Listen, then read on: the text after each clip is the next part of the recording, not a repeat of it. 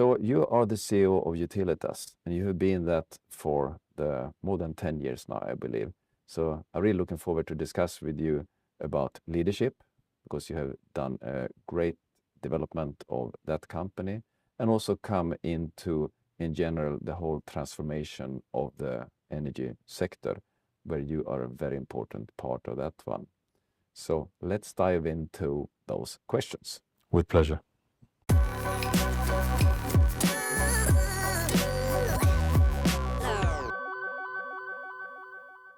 How would you define good leadership? What is it to be a good leader?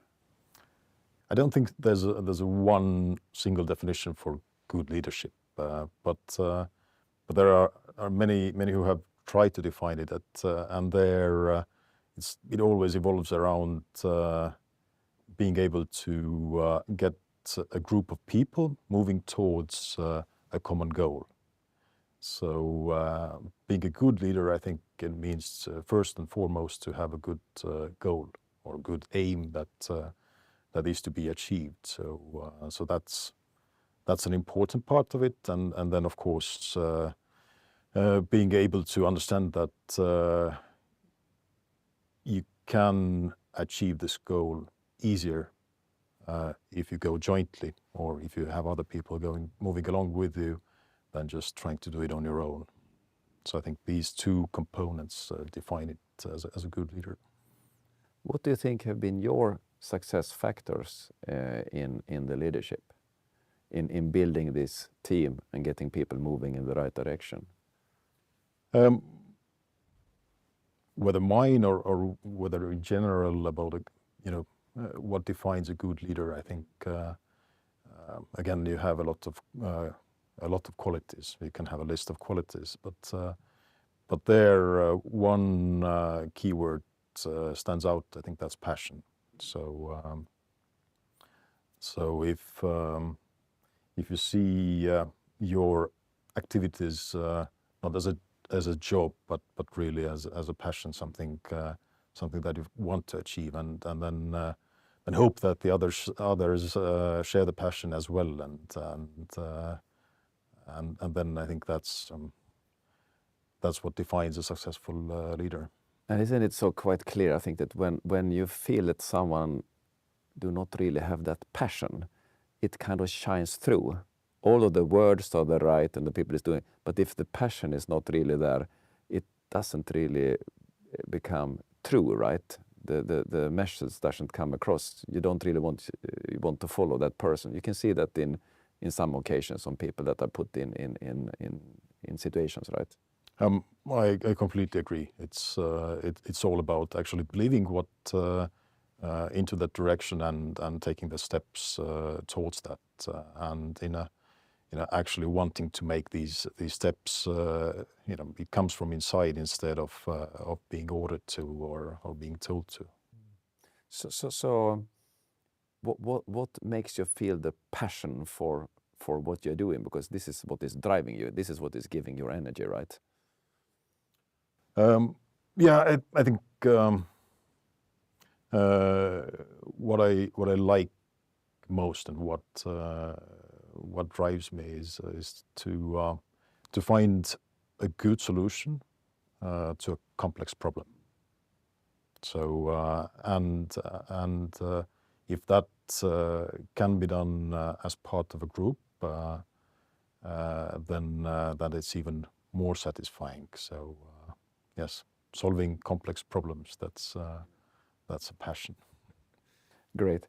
I was thinking about there has been a change in the ownership some years ago for Utilitas, where it came from a kind of to a company owned by private individuals into being private equity owned by, in that sense, still kind of private capital. Is it different to be a CEO under these two circumstances? I think we share the same values with our partners, and I think that's the reason why we are having a very good cooperation. So and I think it also, the partnership with the Global Infrastructure Fund, it offers unique opportunities to get an insight on what happens in the industry, i.e. anything utility-related developments in all across the globe. Also a lot of feel for the trends in the ESG-related matters, which is becoming increasingly more important. So there's a lot of benefits in this partnership, and that's why we value it, and I think it's been a very good cooperation. And because I think a key word here we would say is partnership, right?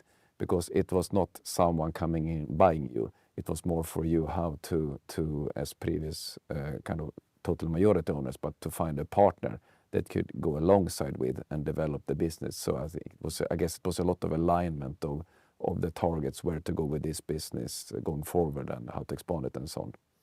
Yeah, it's a very capital intensive industry. So obviously there's a lot of investments that need to be made, and that's why a partnership is important. It's important to partner with people, much like we partner with banks, and also important to share the same values there, and we partner with many other stakeholders. So because I believe there are many stakeholders with common goals, and as long as you share the same values, it's easy to have a very good partnership. Yeah.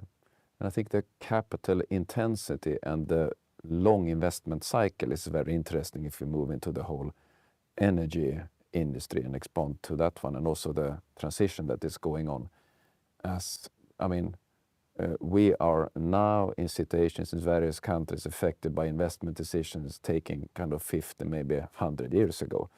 I think about, when it was decided to invest in Norway and Sweden in hydro power, that was kind of 100 years ago, those investments, and we have a huge benefit of that, of course, now. And nuclear 60 years ago maybe, and so on and so on. And now we are in a total new investment cycle in order for what will happen in front of us. And when we come to, we can start with the electricity, that at least from the Swedish perspective, we talk about probably we need to increase the production quite soon with some 50%, just for the whole transformation out of fossil. And when processes will go electrical instead of using fossil fuels as well. I think this we see in very many countries. And how is this transition going on in Estonia, and also the usage of electricity and the drive of electricity for the economy? Well, I think as you rightly pointed out, both Sweden, Norway, been very successful in exploiting the hydropower, and actually have been able to make use of electricity as an input to economic growth. So if you look at the current consumption per million people in Estonia compared to, say, Finland or Sweden, the difference is 2 times. So Estonians consume roughly 2 times less electricity per million inhabitants, and I don't think that the saunas in Finland consume that much more, somewhat, but we're also a sauna-going nation. So it's more that this is put into proper use. So and I think there's a lot of potential there for Estonia and Latvia, Lithuania as well, to find a way to drive economic growth based on electricity. And of course this has to be done with green electricity. You cannot hope that you would burn fossil fuels and thereby have a huge economic growth, because that's not part of the modern world. But I think there's a lot of potential here that would be the source of economic growth. Let's make an experiment. Let's assume that we didn't have any, we're starting from zero, but you get almost unlimited bucket of money from me as a banker and from the owners then. and the task is to build up a energy system for scratch, but should last for maybe 100 years in order to drive this growth in the Baltic countries. What would be the key components of such an energy system? And we have electricity and then heat on top of that. Well, this is actually what we're doing. Because the old energy generation assets, they're depreciating, so they're reaching the end of their lifetime. So unfortunately, we don't have to build it in a day or in a month or in a year. So it's being done gradually. But I think it's partly also the benefit or the opportunity that we have not had a lot of investments into let's say fossil generation assets, which would need to be kept alive for a certain period of time. So there has been very low level of investments in new generation assets in all three Baltic countries for some time, and now we just need to make the new and right investments. I would first of all look at what is available in real life. So there are hypothetical future innovations, but if you talk about a small modular reactor, for example, it might be useful at some point, but whether you can start building one right now, you cannot. So there are many myths and many hypothetical things which then need to be excluded, and then look at the things that are actually available, and also look at what is the competitive advantage that we have. I think if you take the entire system, we have a lot of shallow coastal waters. Estonia has roughly 10% of Baltic Sea in our territorial waters. So clearly offshore wind would be a huge component, because that's also something that it's available as a technology and well developed one, and can be ramped up in scale. So that would be, and of course it works because there's more stable wind on sea compared to what's available onshore. Then this would work most hours. But I would also complement it with onshore wind.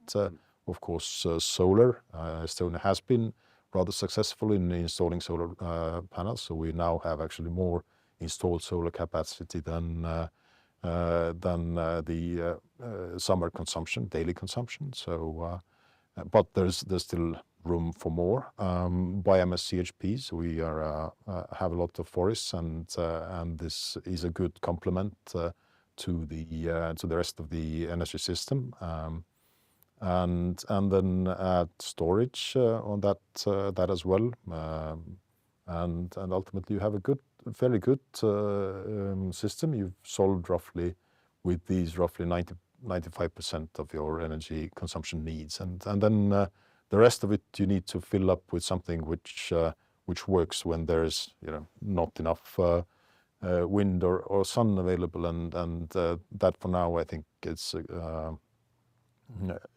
these are gas-fired turbines, which is a proven concept, and have the necessary infrastructure, and then hope and work to replace natural gas with biomethane or e-methane, so that this would be renewable as well. But this is essentially what we're doing overall, anyways.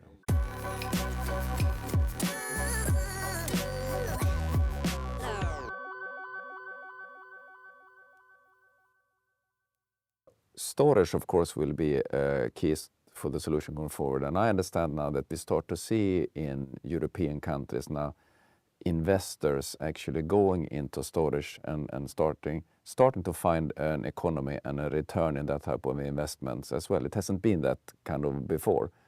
Do you see that this will start to evolve and develop here as well, kind of larger, whether it's kind of batteries or pump storage or different solutions?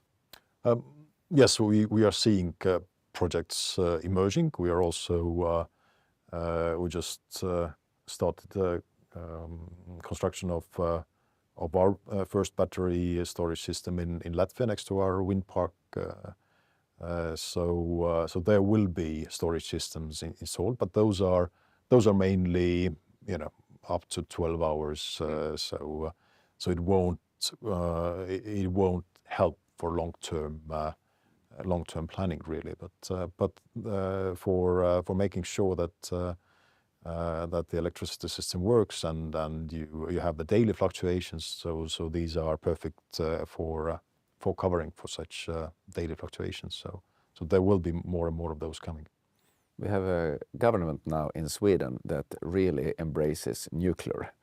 I mean, we had back in the days, I would say the 60s, we were actually quite leading in the world in the development of nuclear. But then we had this voting in the 70s where it said that we should stop that development. I think it actually became illegal to develop. And then we have been closing down reactors. And now the tide is turning again, at least in the political. Whether it's financially possible, I think it probably needs support from the states or guarantees at least and so on in that one, or at least ensuring that whatever rules are put in place will be for a very long time. Do you think that we will see you mentioned the small SMRs here, small nuclear reactors, modular reactors. Will it be a part of the system in the Baltics as well, or will there be other technologies that are quicker, more financially better in place than the more long-term investments in nuclear?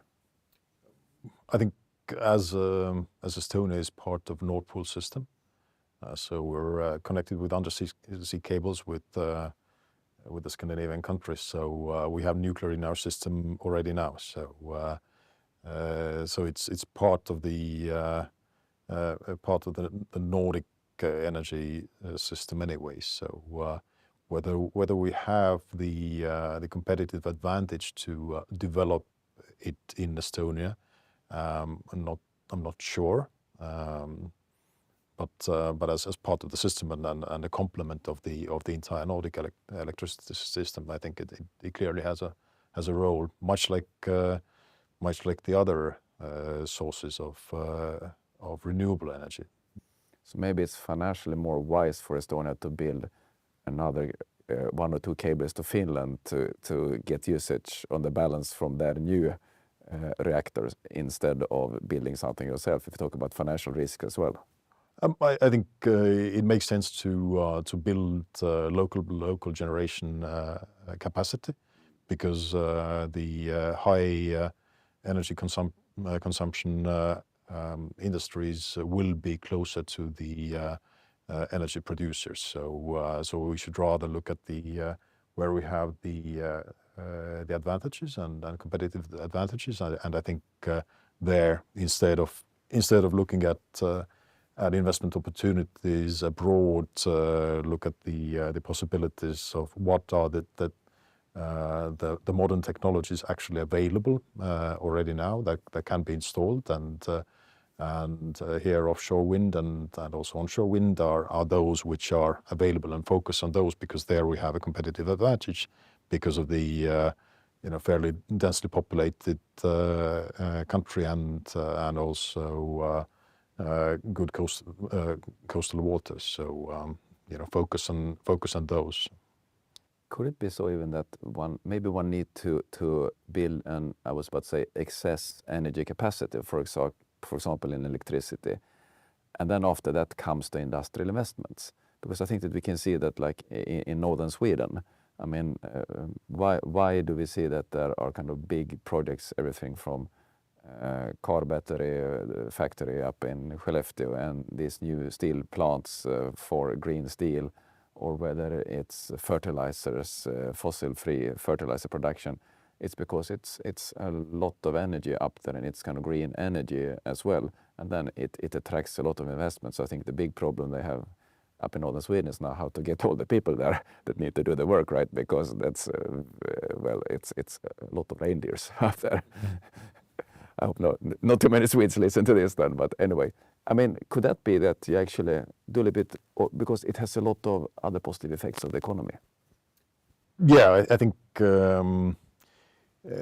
it's always the chicken and egg question. So and of course it would be nice to have everything in parallel. That there's ramp up of electricity generation, at the same time you have huge new investors and who are willing to build new production assets. But I think it's really difficult to run all of this in parallel. So someone needs to step up first. So and I think it's really it's part of industrial policy by the relevant countries, and I think it's important to give a clear message that there is a plan to have more renewable electricity available, that very concrete steps are taken so on this path, and then it's already possible to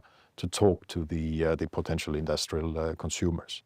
You cannot run those two in a parallel. I think it's just too challenging for everyone, because I mean the same industrial consumers, they are looking at competing offers or competing sales pitches from other countries. So that we are competing on a global scale. So that's why we just need to keep that in mind and be able to convince the investors that actually there will be more and more of renewable electricity available. Would this be your key wish to the Estonian and Baltic politicians, to be much more clear in what is the path to renewables energy production going forward? I think it's important to understand the role, or sort of to decide what is the role of renewable electricity going forward, or if there are other possibilities for an economic growth, then those would be fine as well. But renewable energy generation and then industrial production based on that could be a clear path for economic growth in the future. And if that is decided like that, then of course it needs to be as part of the policies, and it needs to be clearly communicated. So you're absolutely correct. This is the wish. Private capital, I mean, when public finances are strained, they always are, and we don't want to increase taxes nowhere, right? But anyway, having the private investment coming in and doing the job for us. I mean, you're a private company yourself and private loan now by a mix of local and international capital.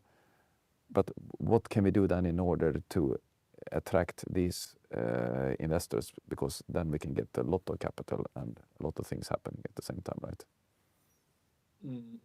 And we see it's happening. There are investors coming in, but if you want to kind of accelerate this. I think it's easy to understand that there is a lot of potential in renewable energy generation. So because everyone understands that something needs to be done with climate change. So I think every year the understanding becomes more and more clear, and therefore the sector is right. But of course we have to overall deal with a lot of hidden subsidies to fossil fuel plants, and then we have to deal with the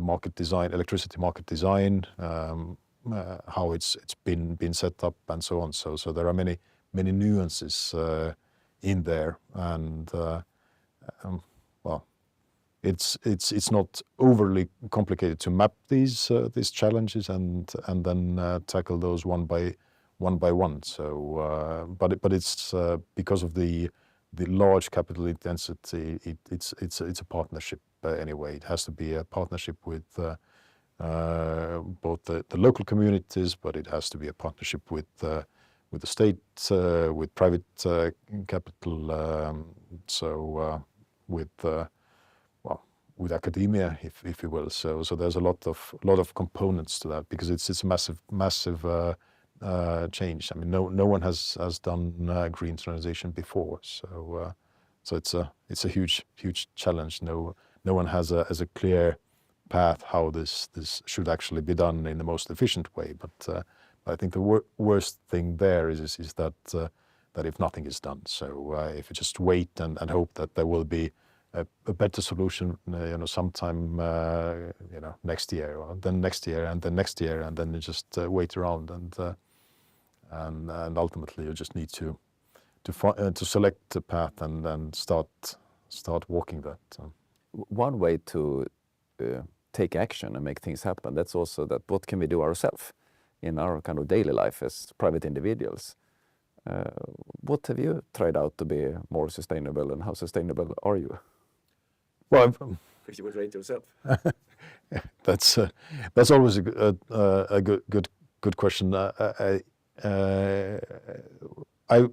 trying to test everything myself. So if it's the discussion about solar panels, so yes, I have solar panels on at home. If it's a discussion about whether the local battery storage would help to increase the usage of that, yes, I've tried that one as well. Drive an electric car just to understand how complicated, or rather how easy it is actually to use it if you have a proper charging devices, and yes, so trying those things out. Some of those do not make sense financially, but you get the feel of what is the potential in the future, how much whether something of that would be a good solution for others. So and there you feel that whether this direction is the proper one, or then it's just so complicated that unless there's a huge technological development, this might be a dead end. So I agree. It's important to try out the stuff yourself. So it started myself as well with an electric car, and then I realized, but if I have an electric car, then I need to have solar panels. So then they came up as well, and now I'm into my second electric car, and I think I can't see myself buying a fossil car, honestly. I mean, it feels like, it's just a feeling. It feels like you go back in time. It's something historical you're into. Yes, I have some old cars, but it's mainly the electrical one that we use then. So.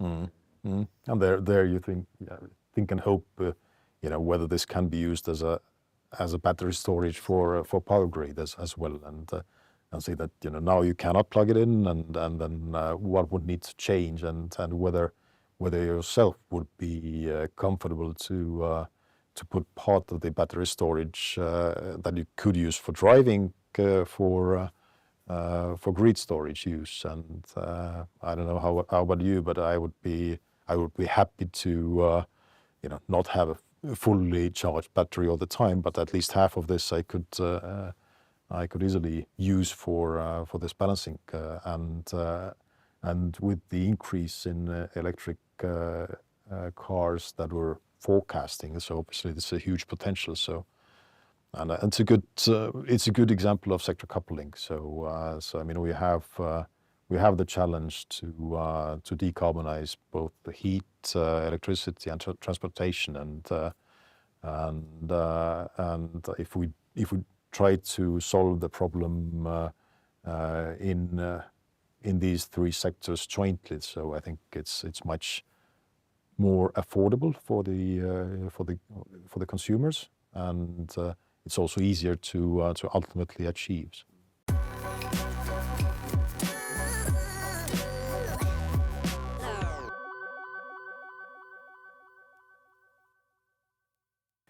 I read when we come into district heating and the effect for the whole transformation of the energy system, that it's super important with district heating. And in Sweden we have roughly some 50%, I understand, of the heating that is from district heating, and that's very much based upon biomass. And in Estonia and in Denmark, you have all up to 60%, and there are some other countries in Europe, like Netherlands and Switzerland, that only have kind of 5%. And I think this has been, at least in Sweden, a journey getting out of fossil and oil, as it was back in the 70s in district heating, and then into biomass. And this is something that is seen as a future for the whole of the world. Although, of course, very much now the district heating in countries like China and Russia, that's based 100% on fossil. So it's for sure is a key transformation of it. I think this is where your business come in for the country of Estonia as well in the transformation, right? Absolutely. Well, district heating is well, it's essentially a grid. So it's a network of pipes connecting central production facilities with buildings. So and the beauty of it is that you can make the transition or fuel switch in a few locations instead of having to do it in each individual building. So that's why it's been reasonably easy to switch from 100% fossil, which was in Tallinn in 2009. It was all natural gas. So we've decarbonized it by 70% already. So it's waste heat from waste to energy plant. It's biomass combined heat and power plants, and we are continuing with the process. So we are now adding industrial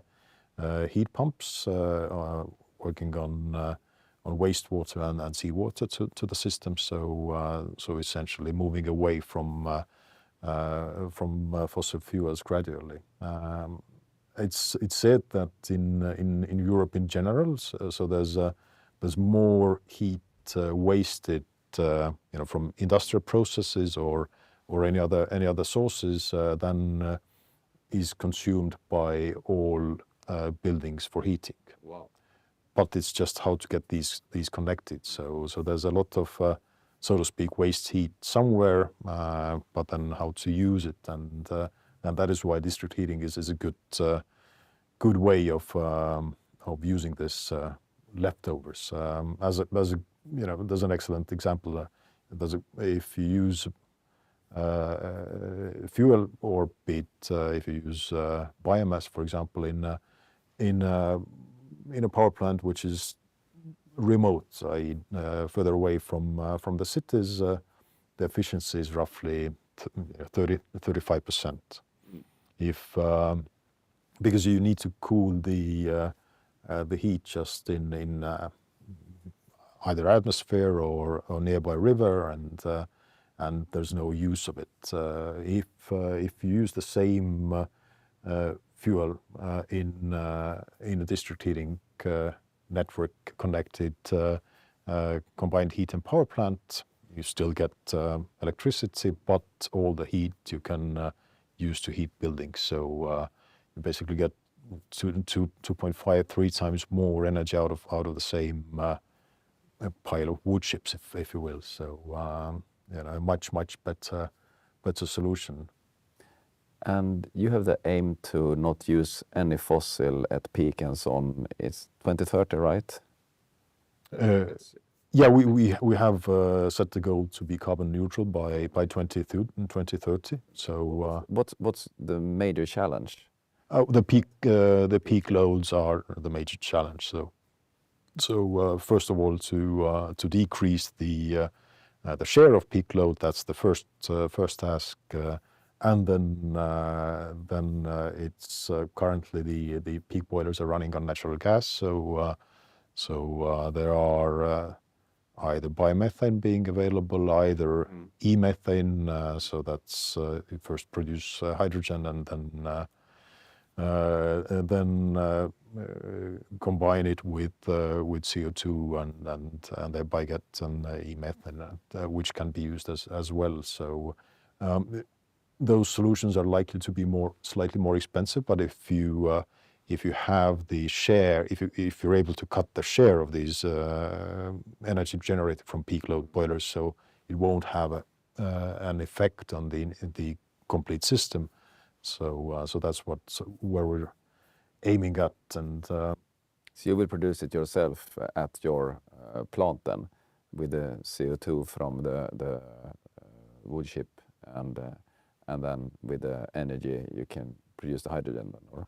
There are quite a few initiatives like that, and I think it is an opportunity for plants like this to actually have a negative emission resulting from that. We are now in the process of launching our pilot hydrogen production plant next to our CHP. So it will be commissioned this year. So we are going to produce hydrogen, and the beauty of that is again, it's a good example of sector coupling. So there's a well, if you look at the process of electrolysis, then roughly 70% of electricity is turned into hydrogen, and 30% is usually just cooled into ambient air.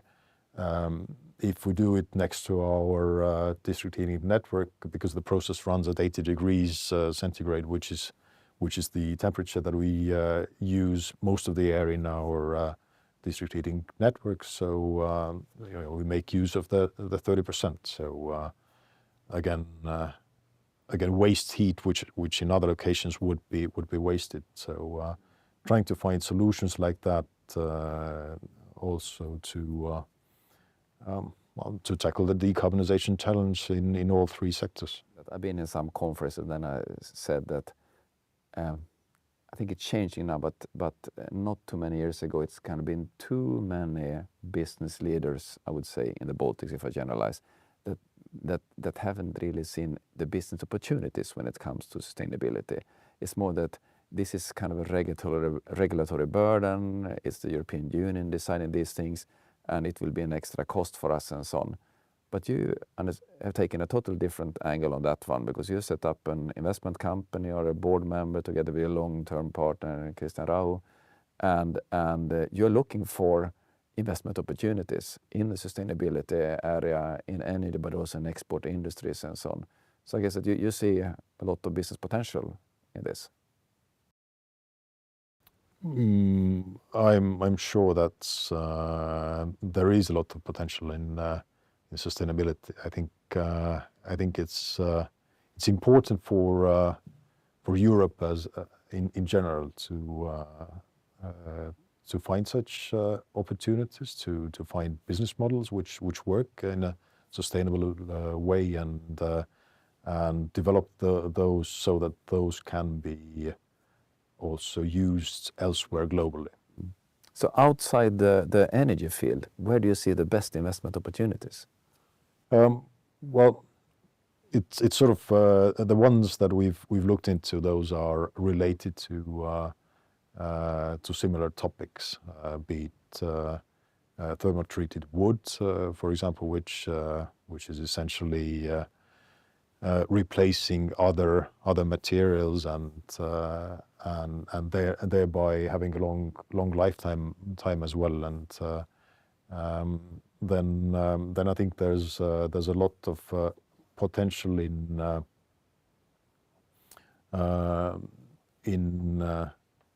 biodiversity. There are projects which we've looked into and have invested into is related to use of algae in food production. So I think what goes on under the sea, there's a lot of, so to speak, blue economy. So and the potential it ultimately has in carbon capture and so on. So there's a lot of things that go on there as well, and where there's a lot of potential. So there are many areas, but I think it should be seen as an opportunity, not the threat or not the problem, but rather something which which is valuable. I think it's interesting if you broaden the horizon and look globally, we can see that Europe has been driving this, or the European Union, quite much. During Trump's presidency, let's see if it's Trump's first presidency or what will happen, but it was clear that US was kind of lagging or actually going in that direction. And now that has changed with the IRA, with a lot of subsidies being put into the sustainability area and also attracting European companies and international companies to do investments in the US. And China, although still investing in coal and so on, it's actually happening a lot of things as well. So I see more of a global competition that is to some extent good. But is it also a risk in this that we will lose a little bit of our competitive position in Europe here? Because my feeling is that in the US, it's more of a carrot you use there in the US with subsidies, please come in and do investments. In Europe, it's what we can unify about, it's kind of to have the stick. These are the rules, these are demands and so on. How do you see this playing out from your investment horizon? Or? I think it's a major challenge for Europe. And of course, Europe has taken pride in having a common market. So obviously that is a large common market, and everyone should be willing to sell into this common market. And there are certain common regulations. So that has been the strength in the past. But whether this is sufficient going forward, so when China has taken a strategic review or a strategic approach to so to speak monopolizing the production of critical raw materials, where you have US under the same IRA scheme, an easier to understand and then the more clear-cut support scheme. So we are competing. So I think it's very important for Europe to really define what is our competitive strength. So if the global superpowers are kind of negotiating that yes, we have the resources, what is there that we have to offer. So I think Europe needs to be able to answer that question. Do we have a problem with politics? And what I'm thinking about is that I had a feeling that some years ago that politicians were driving this business, of course, but politicians are also quite active when it comes to turning society to become more sustainable. And just looking on Sweden now, we can see that we are to some extent going in that direction, reducing this biocomponent that we have in diesel and petrol. Because in the last election, it was a party of people that wanted to have, thought that the gas prices were too high. We need to reduce that. It's too expensive to drive with my car. And we see this happening in other countries as well. Now we have a lot of farmers protesting in Germany in relation to the subsidies or the lower prices they get on their fossil fuels and so on. How can we are not in sync here, is my kind of feeling. How to be in sync in a better way, because we need to be that, because things need to go really fast. I agree. The challenge is information. I think it's if you look on a big picture. So if we don't solve the climate challenges, so there will be a lot of places globally which will be uninhabitable, and obviously there will be a lot of people moving around, and this will have a huge migration effect. So, but whether you are able to tie these things to each other and see the cause and effect, that is often not the case. So I think sharing information, it's one of the that has a great potential. So let's say I think we are rather well equipped to making decisions on our food consumption. So there's a very long list of what's in the products that you buy in store, and you can take a healthier or a less healthy choice. And when it comes to, for example, energy, or it's very difficult to really understand where it comes from, or what is the effect? And then when you think of waste management, for example, then the moment you start thinking that yes, you sort, but everything is ultimately ends up in mass burning in one location, you don't want to do it. But if you are properly informed, if you get convinced that it is actually, sorted waste gets to different streams and there is actually effect in what to do. The same with energy consumption, that you if you have a, let's say, green electricity package, that it is actually green. So up to a level that you can easily explain it to your friends or your grandmother, if you will. So then you start making these choices as well. So I think there's a lot of this information that still needs to be explained, shared, and that will help to get in sync. So that if we don't make the changes, what will happen then? So and then you ultimately need to compare those differences, and then you can make a choice. Do you think that Estonia will meet its target when it comes to CO2 emissions? Hand on heart. Yeah, well, Estonia, you need to have clear targets. That's why I think Estonia took a good step in that direction a bit more than a year ago, defining that by 2030 we need to produce enough renewable electricity to fully cover our consumption. So it's a simple target. Yeah. As far as you're talking about, whatever percentages that we would like to reduce by, pick a number. But will that target be met? If you have a target, a clear-cut target, then it's the likelihood of meeting that is already increased substantially. And Estonians are very target-oriented. We of course need to fill that with specific measures. So we have 6 years to go. We can meet the target, but we need to start moving now. Do you think that Europe will meet its targets?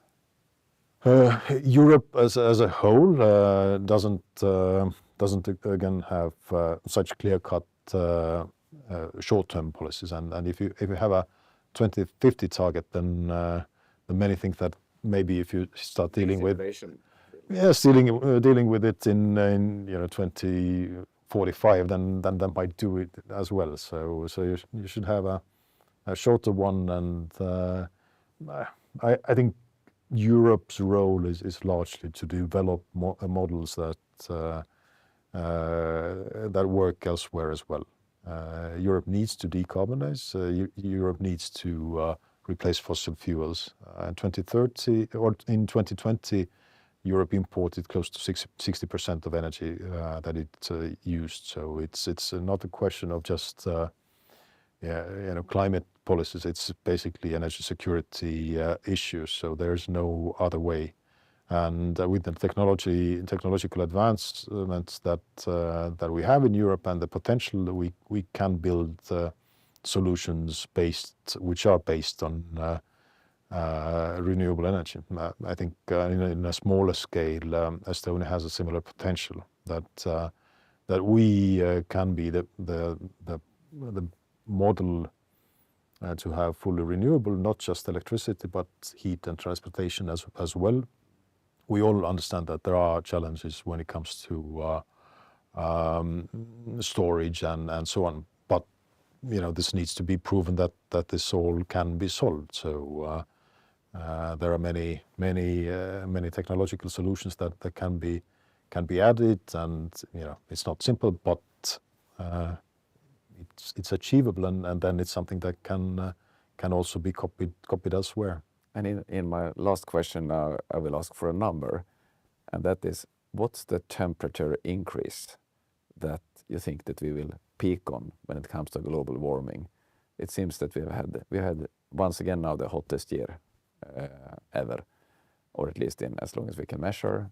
And we are approaching scarily quickly in just a couple of years those 1.5 degrees, right? What do you think we will peak? Do you have a view? I'm very concerned about this one. I am very concerned as well. I don't have that because I think there's a certain, I'm sure there's a certain tipping point that I don't know where exactly that is. Of course, you have a lot of studies, but no one really knows. But if we get past that, then it's going to be very bad very fast. So I think then it's difficult. It's not a question about a few decimal points in the percentage, well, we've seen already this 1.5 degrees already being touched last year. So obviously, and some people say that having that 1.5 when so few things it is actually we will meet that one, it becomes then it's better to talk about how to act to stop it at 2.0 or something like that, just to kind of a little bit recalibrate and get in something that is realistic. I think overall Globe has a certain carbon budget. So and each year that we are deploying new generation capacities, and each year that we continue burning fossil fuels, it basically eats up this carbon budget. So it's a good thing that you brought up in the last question. That's the urgency. So the sense of urgency and the need to act now, because otherwise we don't have the luxury to continue exactly as it's been like that.